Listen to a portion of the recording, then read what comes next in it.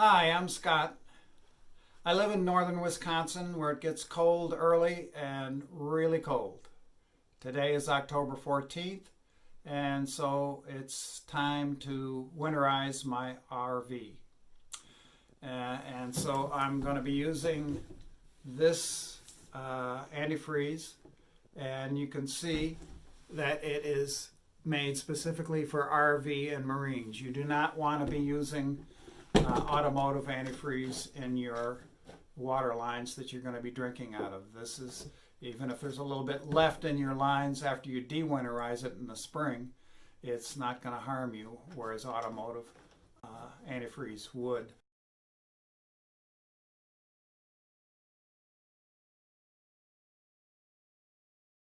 Use this full strength.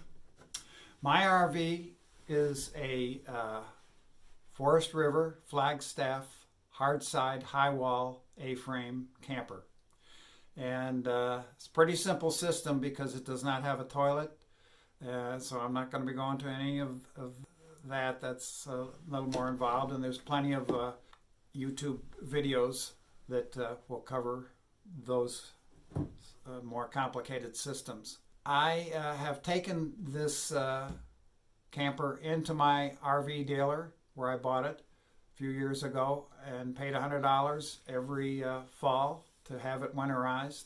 I was able to de-winterize it myself, but never figured out how to winterize it, and so now I'm going to see if I can do that myself.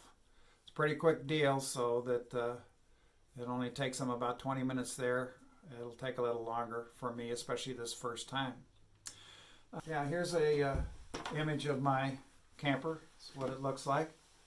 And we've really enjoyed this camper.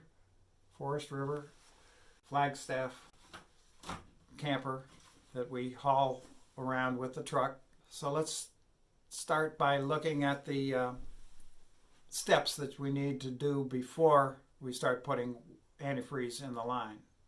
Here is the access panel for my water heater. Okay, down toward the front. There's the front.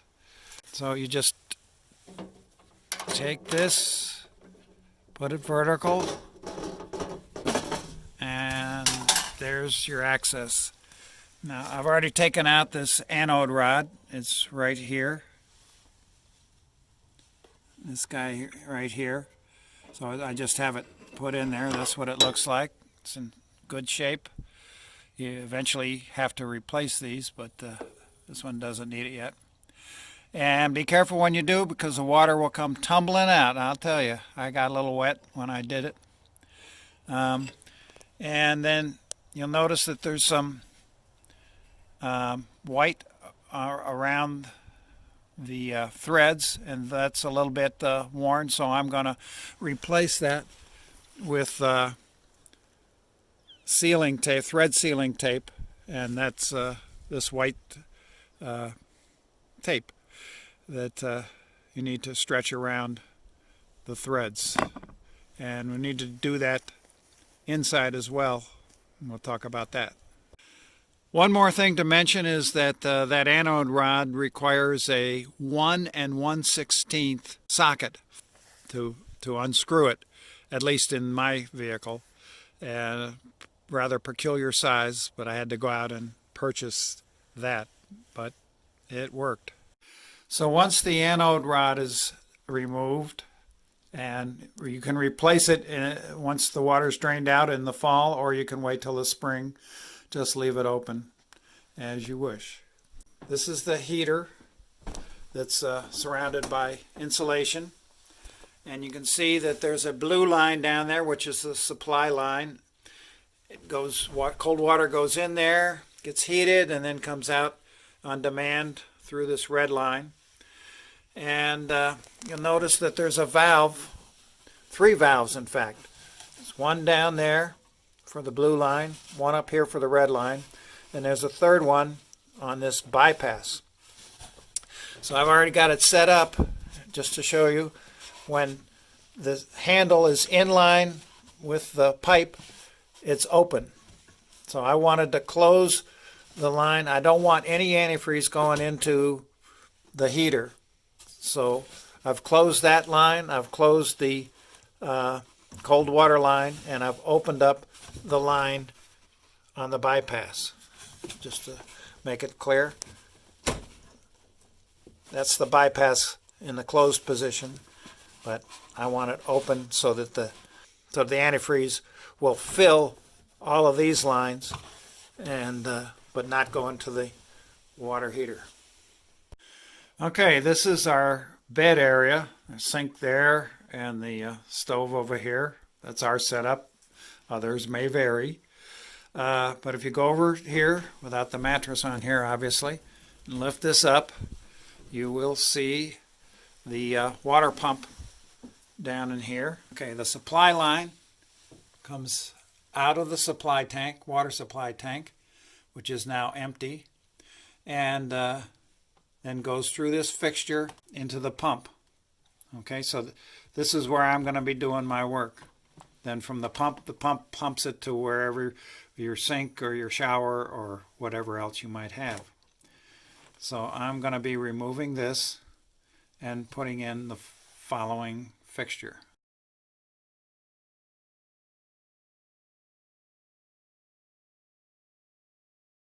Okay, here's what I've got for my $25. This valve allows the water from the supply tank to flow through and into the pump, and I just put this in line with that.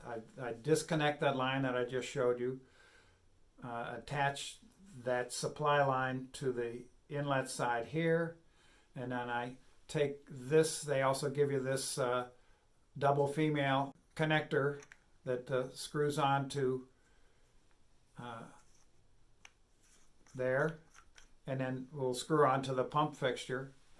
And then it has a valve that I'll show you this valve on the back that allows, in normal operating conditions while you're camping, it will look like that to allow flow to go from the inlet side on through into the pump and then be pumped to wherever you need it. But for my purposes right now, I want it in this position, which now will allow water to be sucked.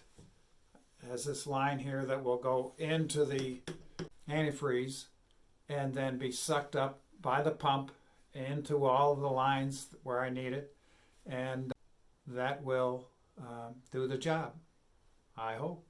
One thing they tell you is that you have to wrap the tape in a clockwise direction.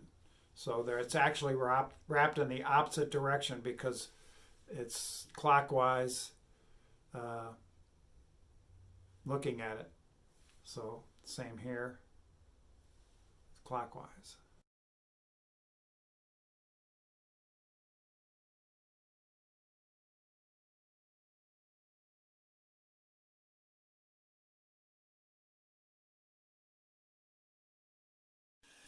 Okay, you can see I have put a cup under here to catch any water that might get released, and I can see that there's some water jiggling around through a little window in there. So here goes. Take a pair of pliers, medium-size pliers work really well.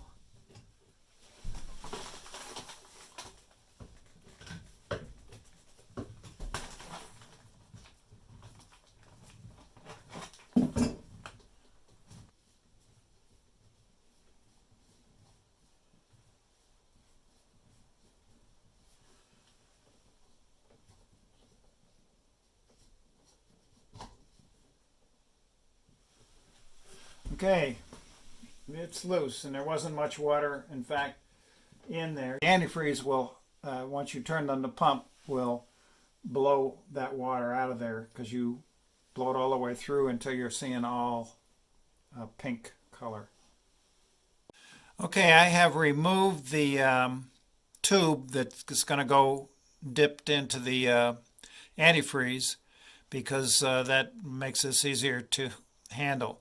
I've started putting this fixture on the pump side, and it says to do finger tight and then one full turn around past that. So I put a mark on one of these flat surfaces, and I've got to see that come around again to this same side here, the valve side, before it's properly tightened.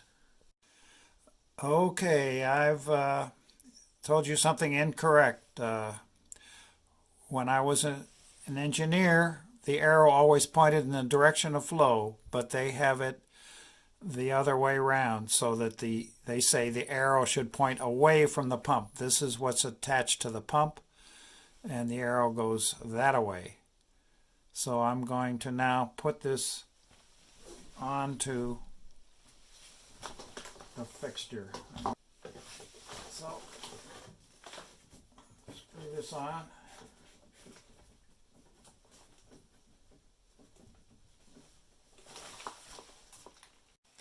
I have the fixture attached to the pump, and now I want to put the supply line onto the inlet side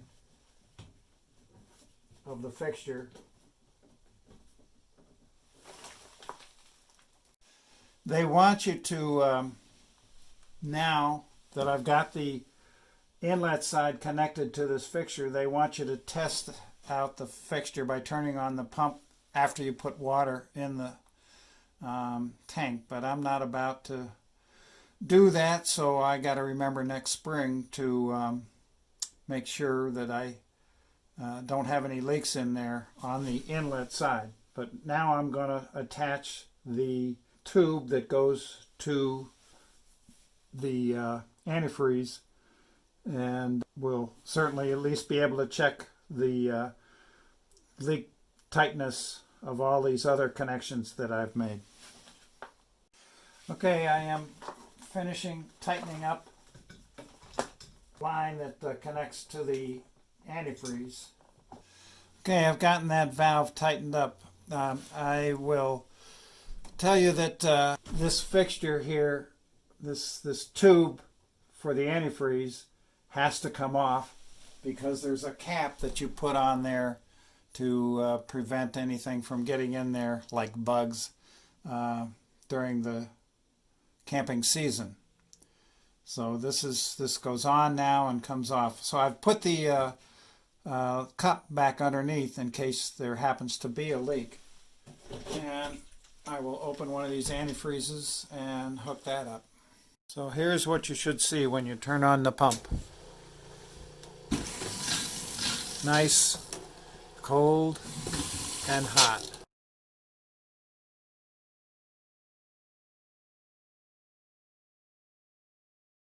And the same with the shower. So we're all set for the winter. So here's this little cap that goes back on here just to keep everything out of there. And I have stowed the tube device in here, so next fall I'll have it. So that's the whole deal.